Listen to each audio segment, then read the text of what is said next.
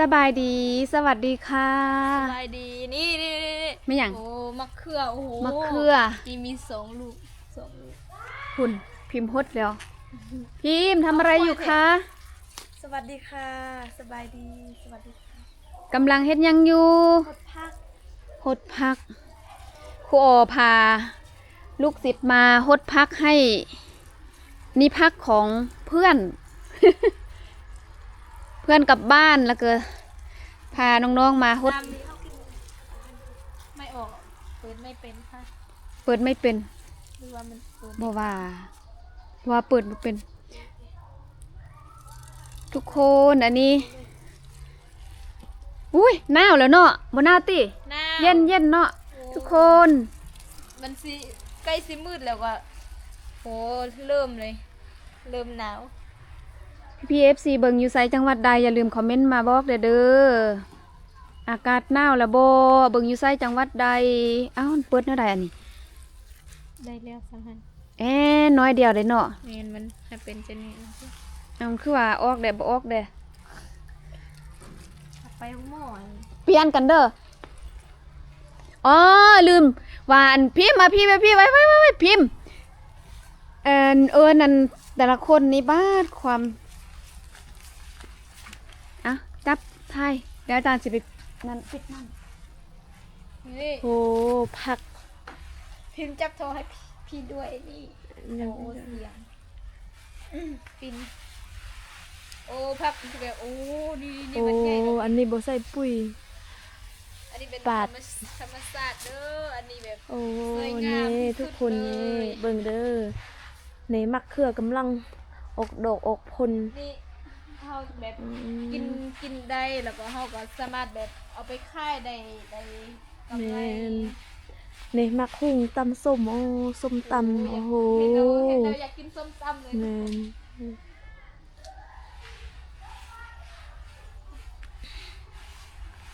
โอ้โหอันนี้เนาะกินกับมี กินกับตำ อันนี้ติอันนี้บ่ฮู้ชื่อ เอิ้นว่าเขาเอิ้นว่าผักบุ้ ผักหยังแต่ ภาษาดอกเอิ้นว่าหอมด้วน แม่นภาษาลาวเอิ้นว่าหอมด้วนแต่บ่ฮู้ภาษาไทยเขาเอิ้นว่าจะใดคอมเมนต์บอกเลยเด้อนี่เข้ามาเบิ่งขุดผักอีกนี่โอ้โห โอ้ตอนนี้ นี่ เดี๋ยวนี้น้ำแห้งแล้วพิมพ์ แม่นโอ้เดี๋ยวให้เบิ่งผักแบบใหญ่ๆแบบสัดๆตรงนี้โอ้โห อันนี้มันเป็นแบบ แต่ละต้นคือใหญ่สุดเลย มาเบิ่งนี่โอ้โหอันนี้เป็นแบบชนิดแบบใหญ่เลยอันนี้นี่มันสิกลายเป็นกะหล่ำเลยซูพิมพ์ อืมตาแซ่บอ่ะอยากกิน จัดเสร็จเนาะ อือหื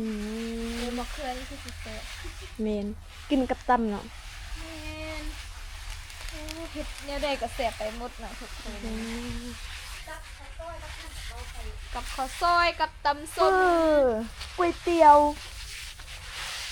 ตำส้ม อืม โอ้ผักอันนี้มักสุดผักอันนี้นะแสบ มักสุดแล มีมะเขืออันนี้ นี่มักเผ็ดอันนี้ แบบสลิดหน่อย แมนแต่มันเผ็ดได้อันนี้ เขาเอิ้นว่าผักอันมักเพชรขี้นูอันนี้นะเขาเอิ้นมักเพชรขี้นู แม่น ฝั่งไทยเขาเอิ้นว่าเพชรหยัง น้อยแต่แรงนะ น้อยแต่แรงนะ ใช่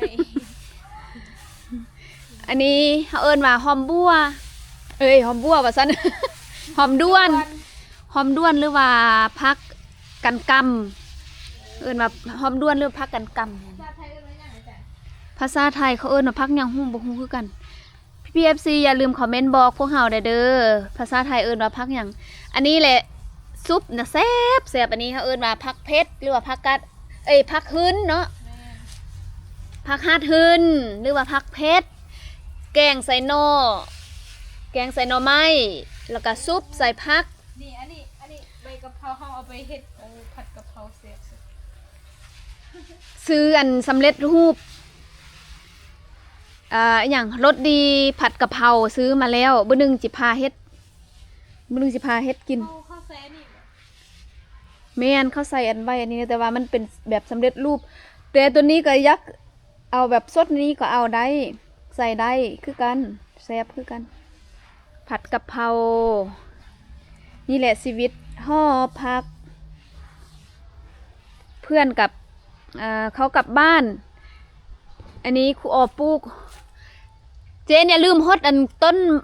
มักนัดนี่เด้พุ่นมีไล่ยาง นี่กำลังบ้านยังหุ่นนี่พุ่นปาดเป็นเฮ็ดนะเฮ็ดกินแล้วก็เลือแล้วก็ค่ายอู้นี่แก่แล้วอ๋อลืมพิมพ์ปอดเสียดายรุ่นแก่หมดแล้ว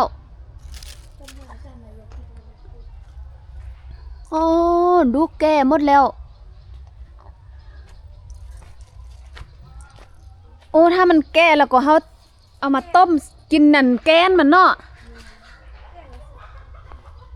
นี่ข้าวปุ้งนี่นี่ก็ยังอันนี้ก็อ่อนอยู่ยังอ่อนอยู่อันนี้ปลูกอันต้นมะเขืออันนี้เขาเอิ้นมาต้นทูนกินข้าวแกงใส่ซีนก็ได้ใส่มะกับตำส้มก็ได้บ่เนาะ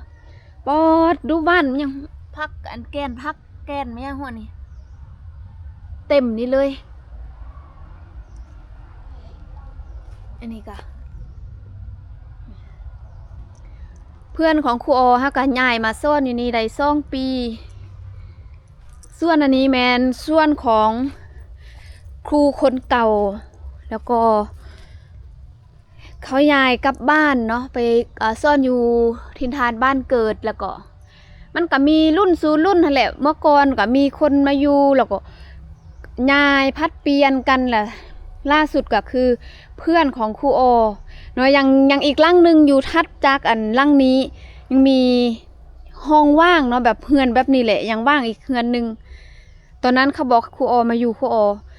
บอกกล้ามาอยู่เนาะเพราะว่าทางนี้มันจะเป็นป่าครูอก็เลยบ่อยู่นำน้องๆนักเรียนอยู่พุ่นอยู่พุ่นจะมีหลายคนบ่มองนี่โรงเรียนอันนี้เป็นโรงเรียนตึก2 ชั้นแล้วก็พูนสีม่วงเนาะโรงเรียนสีกินมะกล้วยโบย อยากกินมะกล้วยว่าซั่นเจียนอยากกินมะกล้วยนูออกแล้วเด้เขาเล่าว่านมีหยังนี่ทางนี้ก็แม่นหมดเขาเลี้ยงกบเลี้ยงปลาตอนนั้นอันนี้มันอุ้งเก่าเขาเจ้าเลี้ยงกบเลี้ยงปลายุงเหียนนี่มันเขาปลูกผักเนาะแล้วก็เลี้ยงสัตว์เลี้ยงกบเลี้ยงปลาดุก พิมพ์นำบ่ออกเลยพิมพ์ เขาเฮ็ดใหม่อยู่หั่นต้นหั่นเข้าก็ปลูกเฮ็ดคือกันจะปลูกแบบนี้ ของครูออกะไล่แต่บ่ได้ไว้ค่ายเอาเมื่อใส่พิมพ์ไว้อยากกินเจนว่าอยากกินเส้นมื้อนึงจิพานเจนกับพิมพ์เฮ็ดเส้นเฟอร์กินบ่พิมพ์ว่าบ่แซ่บดูมื้อนั้นคั่วอยู่ไสน้ำมันอืด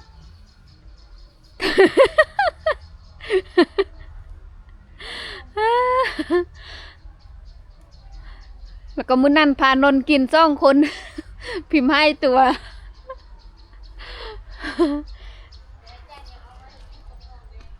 โอ้ยังล่าอยู่หันกินคาบเดียวก็บ่หมดดอกซื้อมาไว้อยู่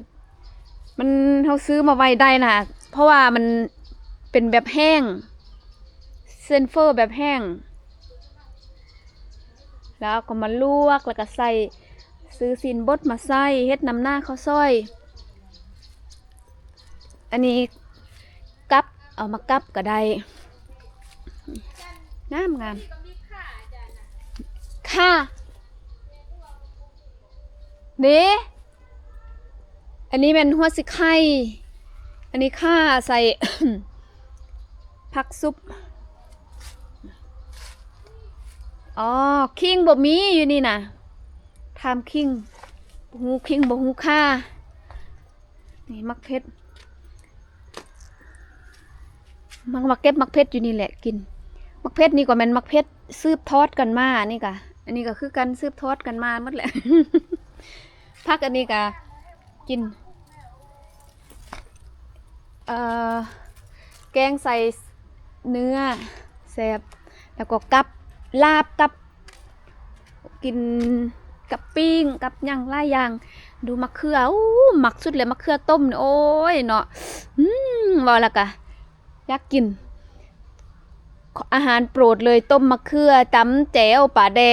กโอ้ยเนาะคิดฮอดปลาแดกปลาร่าเนาะภาษาลาวเฮาเอิ้นว่าปลาแดกภาษาไทยเอิ้นว่าปลาร่าปลาร่านั่นอันนี้ก็แม่นอันพักห้อมอันนั้นแต่เขาลกแล้วก็เอาพักอันนี้มาปลูกไข่ยอนเราเก่งย้อมคนอื่นเก่งเนาะเห็ดหลายอย่างเนาะทุกคนช่วงนี้ก็ใกล้จะปีใหม่แล้วปีนี้ก็สิหมดแล้วเดี๋ยวก็ปีนี้หมดใกล้จะสอบพักเรียนหนึ่งแล้วปีหน้าก็สอบแล้วปีหน้าก็คือเดือนหน้านี่เองเดือนหน้าก็จะสอบแล้วขอกำลังใจให้พิมพ์กับเจนได้เด้ออยากเที่ยวไทยว่าซั่นโหเห็นนั่นช่วงนี้เป็นช่วงเทศกาลฮู้ว่าเทศกาลหยัง คริส โอ้คริสต์มาสตลอดบ่แม่นดอกไม้อาเซียนอยู่เชียงไฮ้อยู่จังหวัดเชียงรายโอ้ถ้าสองคนนี้ได้ไปเฮ็ดนี่อยากมีโอกาสได้ไปแมนมีอัน FC ผู้หนึงเพิ่นมาคอมเมนต์ว่าถ้าน้องเจนไปกรุงเทพจะเอาเงินให้จักบ่มีเงินเลยจะได้ไป แมนถ้าแต่ก็ว่าเป็นหยังเนาะบางคนว่าสิให้ก็ยังบ่ให้แมนถ้า อันนี้ก็อันนั้นถ้าแบบมีความคิดเห็นว่าจะให้เทก็สามารถแบบให้ก่อนก็ได้โอนมาเพราะว่าการไปมามันก็บ่ได้ไปแบบมาละลาเนาะเขาต้องใช้เงินแล้วก็บ่มีเงินใช้บ่มีเงินจ่ายจะไปนะอาจารย์เวลาเขาไปนี่แม่นบ่มีเงินเขาก็บ่สามารถไปได้แม่นแล้วไปไม่ได้อ้าวอันนี้มันมีหยังสุขภพหมดแล้วอันนี้น่ะเราว่านมีหยังติ อันนี้บ่มีหยังมีแต่อันนี้บ่มีนะอาจารย์โอเค เพราะว่ามันเปียกแต่อันนี้เนาะอันนี้นี่แหละแล้วอันมี FC ว่าอยากช่วยนี่นั่นเนาะเฮาแจ้งให้อันลูกคือขอแจ้งลูกศิษย์ฮู้ว่ามีคนอยากซัพพอร์ตอยากช่วยสุดท้ายหายไปเลยครูออกก็บ่อยาก บ่อยากเว้าให้ลูกศิษย์ได้ฟังว่าอยากมีคนอยากที่แบบอยากซัพพอร์ตนะแล้วก็มีอันบางคนว่าอยากช่วยลูกศิษย์ช่วยนักเรียนอยู่โรงเรียนนี้นะสุดท้ายก็หายไปเลยบ่มีหยังเกิดขึ้น นี่ครูออกก็บ่ได้ว่าหยังเนาะแบบคือคอมเมนต์เนาะแบบบางเทื่อคนอื่นเข้าไปอ่านแล้วเขาจะเข้าใจผิดว่าเขาให้แท้บ่นะบางเทื่อมันให้ที่จริงมันบ่ได้ให้หยังเนาะแม่นผู้ที่ให้เขาบ่คอมเมนต์หรือเขาทักมาเลยเขา